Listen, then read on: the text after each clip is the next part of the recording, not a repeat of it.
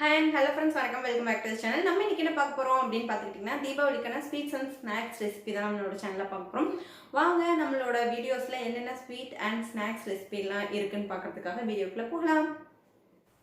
First நம்ம பார்க்க போகிற ரெசிபி வந்துட்டு முறுக்கு செய்கிறதுக்காக ஃபஸ்ட்டு வந்து நம்ம முறுக்கு மாவு வந்து வீட்டிலேயே ரெடி பண்ணிக்கலாம். அதுக்காக வந்துட்டு நான் இட்லி அரிசி 4 டம்ளர் வந்துட்டு ஒரு பவுலில் எடுத்துகிட்டு அதை நல்லா கழுவி வெயிலில் நல்லா காய வச்சு எடுத்துக்கிறேன். நீங்கள் வந்துட்டு முறுக்கு மாவு செய்கிறதுக்காக இட்லி அரிசி அப்படி இல்லை அப்படின்னா பச்சரிசி எடுத்துக்கலாம். ரெண்டுமே வந்துட்டு முறுக்கு மாவுக்கு நல்ல டேஸ்ட் கொடுக்கும். நெக்ஸ்ட்டு பார்த்துக்கிட்டிங்கன்னா நான் 4 டம்ளர் அரிசிக்கு 1 டம்ளர் உளுந்து வந்துட்டு ஒரு பேனில் சேர்த்துட்டு அதை நல்லா ஃப்ரை பண்ணி எடுத்துக்கிறேன். நல்லா வாசம் வர்ற வரைக்கும் ஃப்ரை பண்ணி எடுத்துக்கோங்க. உளுந்தை வந்துட்டு கருக விட்டுறாதீங்க. அப்படி கருக விட்டீங்க அப்படின்னா முறுக்கும் வந்துட்டு நல்லா ஒரு மாதிரி நிறம் மாறிடும். இதை வந்துட்டு நல்லா வந்து ஃப்ரை பண்ணி ஒரு பிளேட்டுக்கு ட்ரான்ஸ்ஃபர் பண்ணிக்கிட்டேன். நல்லா வாசம் வர்ற அளவுக்கு ஃப்ரை பண்ணிக்கிட்டேன். நெக்ஸ்ட்டு வந்துட்டு பாசிப்பயிறு வந்துட்டு 1/4 டம்ளர் எடுத்துக்கிட்டேன். நீங்கள் வந்துட்டு 4 டம்ளர் அரிசிக்கு வந்துட்டு 1/4 டம்ளர் வந்து பாசிப்பயிறு சேர்த்துக்கலாம். இதையும் நல்லா ஃப்ரை பண்ணிவிட்டு நம்ம வந்துட்டு ஒரு பிளேட்டில் ட்ரான்ஸ்ஃபர் பண்ணி நல்லா ஆற விட்டுடலாம். ஆற விட்டதுக்கப்புறமா வந்துட்டு இது ஒரு பாக்ஸுக்கு ட்ரான்ஸ்ஃபர் பண்ணதுக்கப்புறமா இதை கொண்டு போய் நான் வந்துட்டு ஃப்ளோர் மில்லில் கொடுத்துட்டு நல்லா வந்து அரைச்சிட்டு வந்துட்டேன் மாவா. நீங்கள் வந்துட்டு ஃப்ளோர் மில்லில் கொடுத்து அரைச்சாதான் மாவு வந்துட்டு நல்லா சாஃப்டாக இருக்கும். ரொம்ப நல்லா நைஸாக வந்து அரைச்சி கொடுத்தா தான் முறுக்கு வந்துட்டு நல்லா வரும். நெக்ஸ்ட் வந்து நம்ம அரைச்சி வச்சுருக்க மாவு வந்துட்டு எவ்வளோ வேணுமோ அதை வந்து நமக்கு தேவையான மாவு வந்துட்டு ஒரு பாத்திரத்தில் போட்டுட்டு அதில் வந்து கொஞ்சம் வெண்ணெய், அதுக்கப்புறமா வந்துட்டு நம்ம தேவையான அளவுக்கு எள்ளு, அதுக்கப்புறம் வந்து கொஞ்சமாக வந்து பெருங்காயத்தூள் சேர்த்துட்டு இதை வந்துட்டு நல்லா மிக்ஸ் பண்ணிக்கலாம். இதை வந்து நல்லா மிக்ஸ் பண்ணதுக்கப்புறமா வந்துட்டு நம்ம வந்து சுடுதண்ணி வச்சுட்டு அதை வந்து இந்த மாவில் ஊற்றி நல்லா பிசைஞ்சிடலாம். சுடுதண்ணி ஊற்றி முறுக்கு மாவில் பிசைஞ்சிங்கன்னா முறுக்கு வந்துட்டு நல்லா பொறுபொறுப்பு கொடுக்கும். நம்ம வந்துட்டு பச்சை மாவாக அப்படியே வர மாவாக அரைச்சி இது பண்ணுறதுனால நம்ம வந்து சுடுதண்ணி ஊற்றி பிசைகிறோம். இதுவே வந்துட்டு நீங்கள் கல்லில் அதாவது கிரைண்டரில் ஆட்டி சுட்டிங்க அப்படின்னா வந்துட்டு நீங்கள் சுடுதண்ணி ஊற்ற தேவையில்லை, தண்ணியே அதுக்கு தேவையில்லை. நம்ம வந்துட்டு வர மாவாக வந்துட்டு செய்கிறதுனால சுடுதண்ணி ஊற்றி பிசைஞ்சிங்கன்னா முறுக்கு வந்துட்டு நல்லா வந்து முறுமுறுப்பு கிடைக்கும். நான் வாயில் வச்சோடனே கரைஞ்சிரும். நெக்ஸ்ட் வந்து இந்த மாதிரி ஒரு முறுக்கு குழலில் வந்துட்டு மாவு உருட்டி போட்டு புழிஞ்சு பாருங்கள் முறுக்கு வந்துட்டு நல்லா இதாக வருதான்னு. இப்போ பார்த்துக்கிட்டிங்கன்னா முறுக்கு வந்துட்டு நல்லா உதிரியாக வருது. இப்போ வந்துட்டு நம்ம வந்து இதை ஒரு பிளேட்டில் வந்து நம்ம வந்து பிழிஞ்சு விட்டதுக்கப்புறமா அதை வந்து எண்ணெயில் மாற்றிட்டு போட்டுக்கலாம். இல்லை உங்களுக்கு அப்படியே புளிய வரும் அப்படின்னாலும் நீங்கள் அப்படியே போட்டுக்கலாம். இப்போ வந்து எண்ணெயை அடுப்பில் வச்சுட்டு நல்லா சூடு பண்ணிட்டுனதுக்கப்புறமா வந்து நம்ம முறுக்கு உலக்கில் சேர்த்து வந்து இதை பிழிஞ்சிடலாம். இந்த மாதிரி ஒரு பிளேட்டில் வந்துட்டு பின்னாடி எண்ணெய் தடவிக்கிட்டு நான் வந்து முறுக்கு பிழிஞ்சு அதை வந்துட்டு எண்ணெய்க்குள்ளே போடுறேன். நான் வந்து டைரெக்டாக போடல, ஏன்னா எனக்கு டைரெக்டாக அப்படியே எண்ணெயில் புளிய வராது. அதுவும் இல்லாமல் வந்து எண்ணெயில் இந்த மாதிரி வந்துட்டு நம்ம செய்கிறப்போ வந்து நல்லா கொஞ்சம் சேஃப்டியாகவும் இருக்கும். இந்த மாதிரி பிளேட்டில் புழிஞ்சிட்டு அதை வந்து நான் எண்ணெயில் போட்டு எடுத்துக்கிறேன். முறுக்கு வந்துட்டு நீங்கள் எண்ணெயில் போட்டதுக்கு அப்புறமா வந்து நல்லா வந்து அதோட நுரையெல்லாம் அடங்கினதுக்கப்புறமா வந்து திருப்பி போடுங்க. திருப்பி போட்டுட்டு நல்லா நுரையெல்லாம் அடங்கினதுக்கப்புறமா வந்து முறுக்கை வெளியிடுங்க. அதே சமயம் கருகாமையும் பார்த்துக்குங்க. உளுந்து போட்டிருக்கனால முறுக்கு வந்துட்டு கருகிறதுக்கான சான்ஸ் வந்து அதிகம்.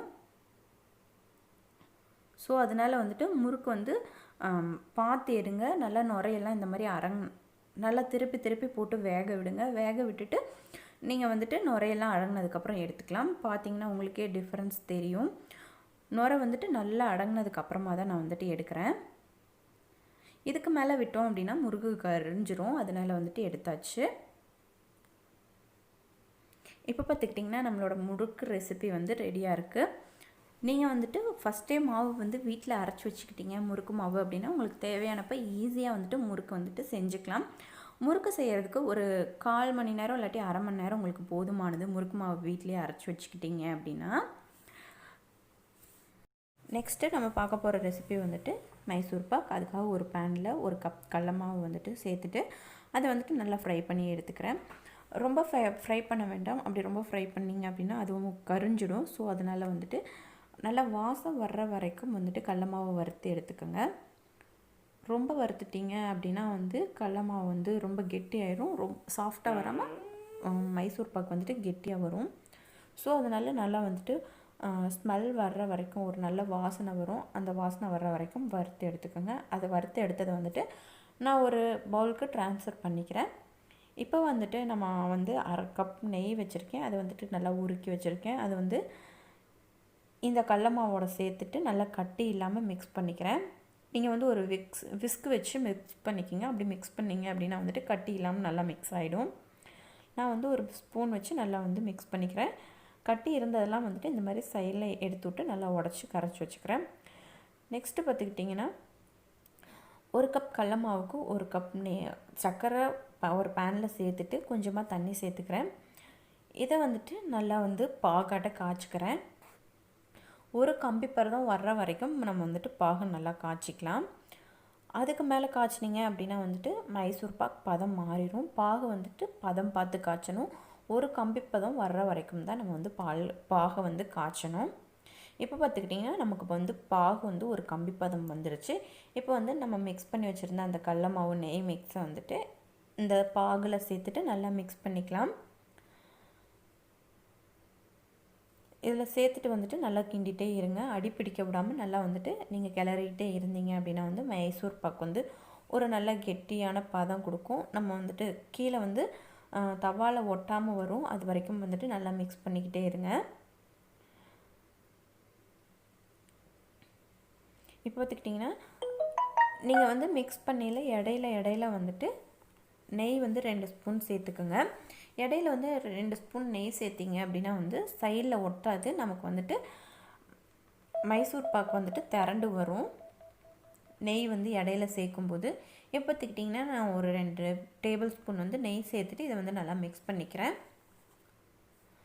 இப்போ பார்த்திங்க அப்படின்னா நமக்கு வந்து பேனில் வந்து மைசூர் பாக்கு வந்து இப்போ பார்த்துக்கிட்டிங்கன்னா ஒட்டலை. இப்போ வந்து நம்ம ஸ்டவ் ஆஃப் பண்ணிவிட்டு இந்த மைசூர் பாக்கு வந்து இறக்கிடலாம்.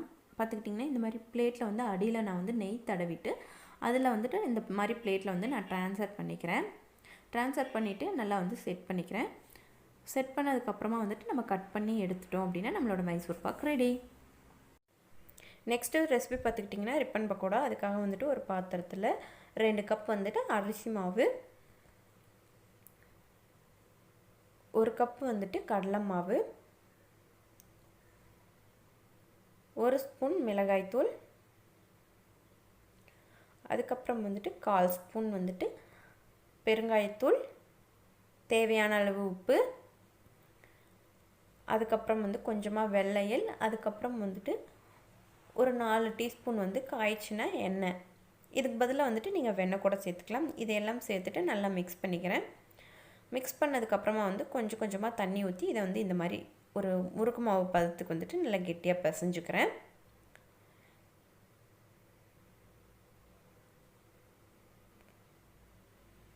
நல்லா வந்துட்டு சாஃப்டாக பிசைஞ்சுக்குங்க சப்பாத்தி மாவு பதத்துக்கு. பிசைஞ்சதுக்கப்புறமா வந்துட்டு நான் வந்து ரிப்பன் பக்கோடா போடுற அச்சை வந்து முறுக்கு பிழிகிற அந்த இதில் அச்சில் வச்சுட்டு முறுக்கு உலக்கில் வச்சுட்டு முறுக்கு உலக்கு சைடில் வந்துட்டு நான் எண்ணெய் விட்டுக்கிறேன்.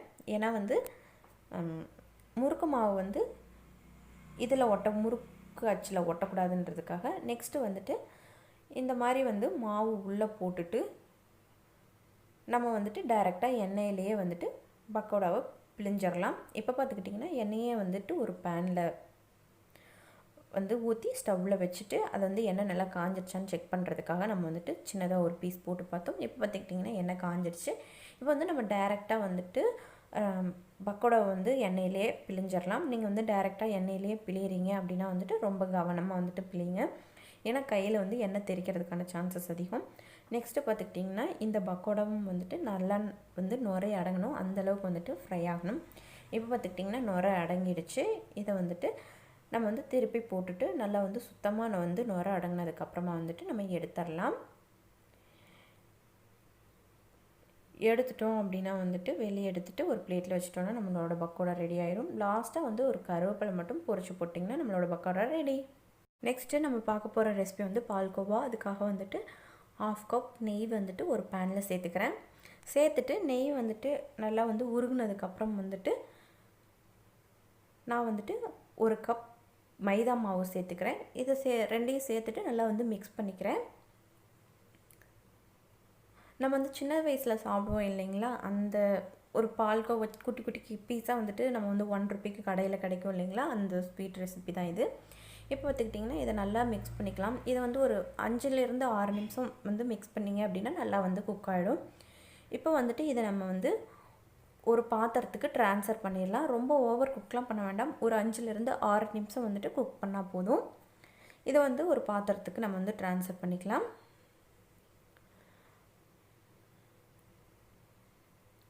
இதை வந்து ஒரு பாத்திரத்துக்கு நல்லா ட்ரான்ஸ்ஃபர் பண்ணதுக்கப்புறமா வந்துட்டு 1 கப் சர்க்கரையை வந்துட்டு நல்லா மிக்சியில் போட்டு அடித்து எடுத்துக்கலாம். அடித்து எடுத்துட்டோம் அப்படின்னா நமக்கு வந்து பவுடர் சுகர் வந்து கிடச்சிடும். அந்த பவுடர் சுகரை வந்துட்டு 1 கப் பவுடர் சுகரை நம்ம வந்து செஞ்சு வச்சுருக்க இந்த ரெசிபியோடு சேர்த்துட்டு நல்லா வந்து மிக்ஸ் பண்ணிக்கலாம். இது வந்து ஒரு பவுடர் மாதிரி வரணும். அந்த அளவுக்கு வந்துட்டு இது ரெண்டையும் வந்து நல்லா மிக்ஸ் பண்ணிக்கலாம். இந்த மாதிரி நல்லா பிசைஞ்சு எடுத்ததுக்கப்புறமா வந்துட்டு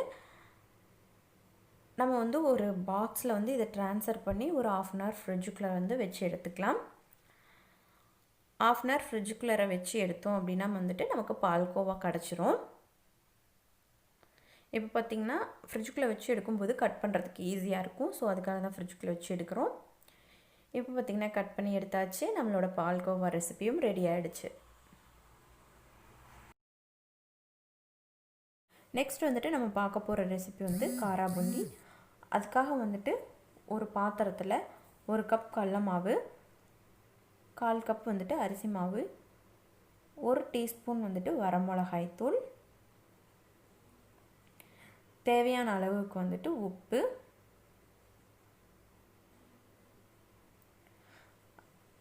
அதுக்கப்புறம் வந்து 1/4 டீஸ்பூன் பெருங்காயத்தூள் இதெல்லாம் சேர்த்துட்டு வந்துட்டு நல்லா மிக்ஸ் பண்ணிக்கிறேன். இதெல்லாம் வந்துட்டு நல்லா மிக்ஸ் பண்ணதுக்கப்புறமா வந்து கொஞ்சம் கொஞ்சமாக தண்ணி சேர்த்து இந்த மாவை வந்துட்டு நல்லா வந்து தோசை மாவு பதத்துக்கு கரைச்சி எடுத்துக்கிறேன். இந்த மாதிரி கரைச்சி எடுத்ததுக்கப்புறமா வந்துட்டு ஒரு பேனை ஸ்டவ்வில் வச்சுட்டு நம்ம வந்து ஆயில் வந்து சூடு பண்ணிக்கலாம். இந்த மாதிரி ஆயில் சூடு பண்ணதுக்கப்புறமா வந்து ஆயில் காஞ்சிருச்சான்னு செக் பண்ணிவிட்டு இந்த மாதிரி வந்து பூந்தி போடுற கரண்டியில் வந்து மாவு ஊற்றி வந்து நல்லா வந்து பூந்தி போட்டுடலாம். உங்களுக்கு வந்துட்டு இந்த மாதிரி பூந்தி போடுற கரண்டி இல்லை அப்படின்னா வந்துட்டு நீங்கள் வீட்டில் யூஸ் பண்ணுற அந்த சாரண கரண்டி கூட யூஸ் பண்ணிக்கலாம். இப்போ பார்த்துக்கிட்டிங்கன்னா நமக்கு வந்து பூந்தி நல்லா ஃப்ரை ஆகிடுச்சு. இதை வந்துட்டு நம்ம வந்து எடுத்துக்கலாம். எடுத்து இதை வந்து ஒரு பாத்திரத்தில் வந்துட்டு ட்ரான்ஸ்ஃபர் பண்ணதுக்கப்புறமா வந்துட்டு இதுக்குள்ளே சேர்க்கறதுக்காக வந்துட்டு நம்ம வந்து கடலைப்பருப்பையும் வந்து பொரிச்சு எடுத்துக்கலாம். கடலைப்பருப்பு வந்து இந்த மாதிரி நல்லா பொரிச்சு எடுத்ததுக்கப்புறமா வந்து நம்ம வந்து கருவேப்பிலையும் இதை மாதிரி பொரிச்சு எடுத்துக்கலாம். கருவேப்பிலை கொஞ்சமாக வந்து ஒரு கைப்பிடி அளவு பொரிச்சு எடுத்துக்கலாம். கருவேப்பிலையும் பார்த்துக்கிட்டிங்கன்னா பொரிச்சு எடுத்தாச்சு. நெக்ஸ்ட் வந்து ஒரு 4 பூண்டு வந்து தட்டி வச்சுருக்கேன். அதையும் வந்துட்டு இதில் வந்து நல்லா பொரிச்சு எடுத்துக்கலாம். பொரிச்சு எடுத்ததுக்கப்புறமா வந்துட்டு இது எல்லாத்தையும் ஒரு பாத்திரத்தில் போட்டுட்டு அதில் கொஞ்சமாக வந்து உப்பு, அதுக்கப்புறம் வந்து சர்க்கரை வந்து கொஞ்சமாக சேர்த்துட்டு நீங்கள் வந்து சர்க்கரை பவுட்ரு பண்ணி சேர்த்திங்கன்னா இன்னும் வந்து டேஸ்ட்டும் இருக்கும். உப்பு, காரம், ஸ்வீட்டு இந்த 3 டேஸ்ட்டும் ஒன்றா வரும்போது நல்லா டேஸ்ட்டாக இருக்கும். இப்போ பார்த்தீங்க அப்படின்னா வந்து நல்லா மிக்ஸ் பண்ணதுக்கப்புறமா நம்மளோட காரா பூந்தி ரெடி ஆகிடுச்சு. உங்கள் எல்லாத்துக்கும் என்னோட ரெசிபிலாம் ரொம்பவே பிடிச்சிருக்கும்னு நான் நம்புறேன். உங்கள் எல்லாத்துக்கும் என்னோட ரெசிபிஸ்லாம் ரொம்ப பிடிச்சிருந்துச்சா மறக்காமல் என்னோட சேனலுக்கு சப்ஸ்கிரைப் பண்ணிக்கோங்க. நெக்ஸ்ட் வந்துட்டு உங்களோட நல்ல வீடியோட செஞ்சுக்கிறேன். அது வரைக்கும் டேக் கேர், பை.